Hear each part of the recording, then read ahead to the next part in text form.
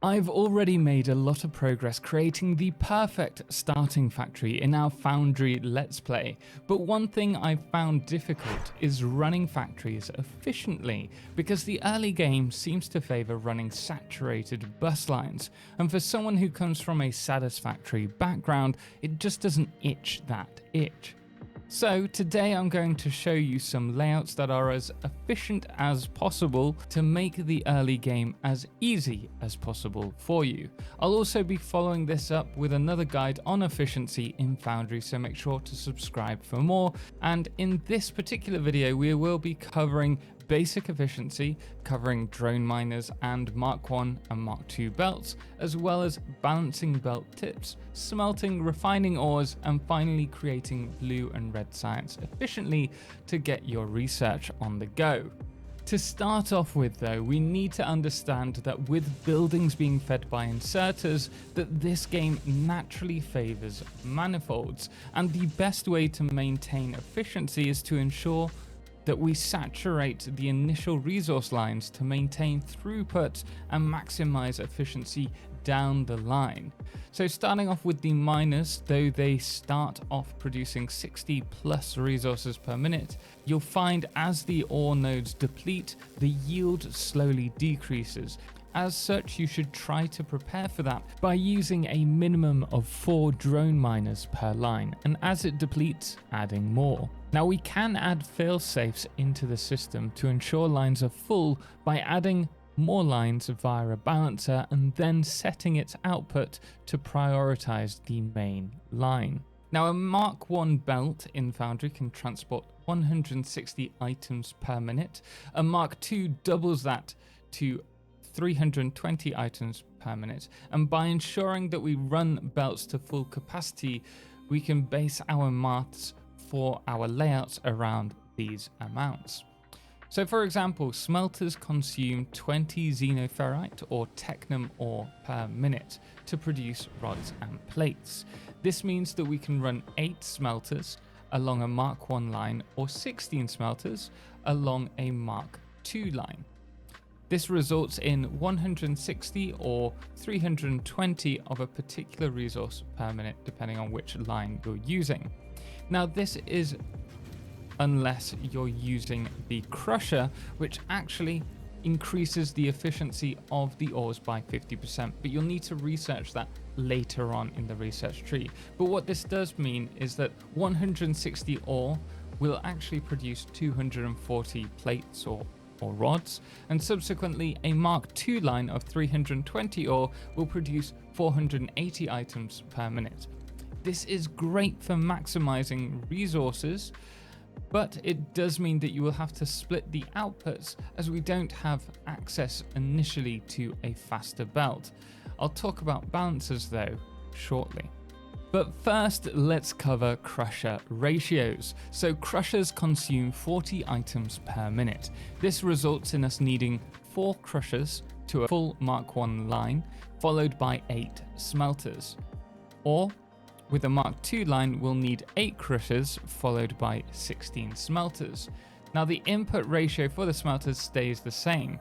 You may have noticed. However, the outputs have an extra 50% extra resources being outputted. This is where the balancers come in. Firstly, we can use balancers to split the 2 outputs of an 8 crusher setup into 3 full Mark 1 lines by running the Mark 2 output lines into 2 separate balancers. We can then prioritize the output line to the outside lanes, and then you need to limit the belts throughput by using a Mark 1 belt. After this, we then have 2 full belts of Mark 1, so that's 160 items per minute for both of them. And then we can merge the 2 secondary outputs with a third balancer with 1 Mark 1 line out. This provides us with 3 full Mark 1 lines. The other option is to input the resources into a storage unit and then add however many outputs that you want. Now, providing there are more resources going out than are in, the storage unit will balance the resources across each of the outputs. However, for prioritizing lanes, you will want to use the balancer's technique. Now that we know smelting line ratios though, let's get on to blue science. But before that, if you are interested in seeing some more of these layout guides, do let me know what you'd like to see in the comments below, and of course subscribe for more, and why not hit the thumbs up. The blue science is one of the first of many items that require 2 or more different items to be produced. Now for this particular line, we need to produce machine parts and Technum rods. Really, we don't need to produce a mountain of these, and probably 1 science pack per minute per research server works out pretty well. But the more the merrier in my case. So we'll be producing 20 blue science per minute, and the same with red science as well, but we'll get to that shortly. Now for this, we'll not be using crushers, just to keep it nice and easy, but if you want to use them, you can work out the maths for that. First, we're going to need to place 2 sets of smelters. The first will be an 8 smelter manifold, consuming Technum rubble and producing 160 Technum rods per minute. This is the first input of our blue science assembler lines. We will then need 10 smelters placed in 2 5-line configurations. These will be taking 200 xenoferrite rubble and turning it into 200 xenoferrite plates. Now to get the 100 resources that we need on each line, we will have to start with 2 full Mark 1 lines of xenoferrite rubble. The first line will be balanced between a sequence of 3 balancers. This will split the 160 first into 2 lines of 80. Then we will split one of the lines into 2 lines of 40. One of these lines will then be balanced with the 160 on the other line to be spread between 2 lines with 200 resources between them. You'll then use a third balancer to merge the remaining 40 resources with the first 80 resources on the first line that we balanced. This will create a 120 line of xenoferrite ore, which can actually be used for the red science production line should you wish in a moment. Now at this point, your smelters will be outputting 200 plates across 2 lines. From here, these will be fed into 5 assemblers, with the first line running as a manifold to all the assemblers. We'll then have the second line merge onto this line before the third assembler's input. This should mean that all assemblers will receive all the resources that they need. On the output side, we will spread the outputs between 2 lines also. I've done this here by placing a balancer after the third output, which then merges with 2 separate lines for each with 2 of the assembler's outputs on. These 2 lines of 100 machine parts will then run to 10 assemblers producing blue science. Now for this, each line of machine parts has to head to 5 assemblers. So the first one to the first 5 assemblers, the second one to the second 5. And I've done this on the either side of the assemblers lines because I do have the second lane loader unlocked. We also have the Technum rods running along a manifold to all 10 assemblers as well. This results in us producing 20 blue science per minute. Next, we have the red science. Now, unfortunately, we will have some excess resources for this line, which I recommend being stored at the end of the line. But first, for this, we're going to be placing 4 smelters. This will be smelting xenoferrite ore, and this uses 80 ore per minute.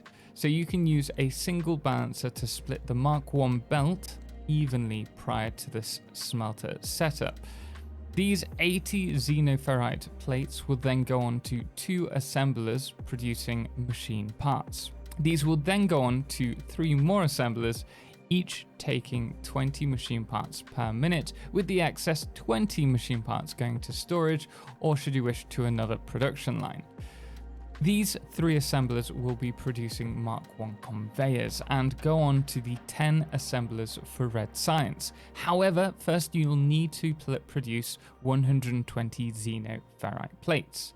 These will be fed into the conveyor assemblers. Do this by running 120 xenoferrite ore to 6 smelters. You can take this from the 120 xenoferrite ore that we didn't use in the blue science line, and these will feed directly into the 6 smelters producing 120 xenoferrite plates to be used producing the conveyors.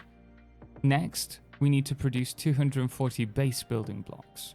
First, run 160 xenoferrite ore to 8 smelters. These will then be fed to 2 assemblers producing the base building blocks, with 16 xenoferrite plates to be sent to storage or used elsewhere at the end of the line. We then need to take 100 technum rubble and smelt that along 5 smelters into 100 technum rods. These will then be sent to the base building block assemblers, with 4 rods being sent to storage as excess. From here, run a line from each assembler to 5 assemblers producing red Sciience, along with the manifold of Mark 1 belts to produce a total of 20 red Sciience per minute. Should mention it's 2 lines of 5 assemblers, totaling 10 altogether. Now, I hope you found this video helpful. If so, please do hit the thumbs up. And if you're wondering what to watch next, do check out my first episode of my Foundry Let's Play, where we build the perfect start. Check it out here. Special thanks does go to all of our members on Patreon, most notably our Solo Clips Patreon, Firefless, as well as our Lunas, the Calamity, Ben and Star, and our Blood Moon of the day, which today is Jenny. Until next time, as always, ciao for now.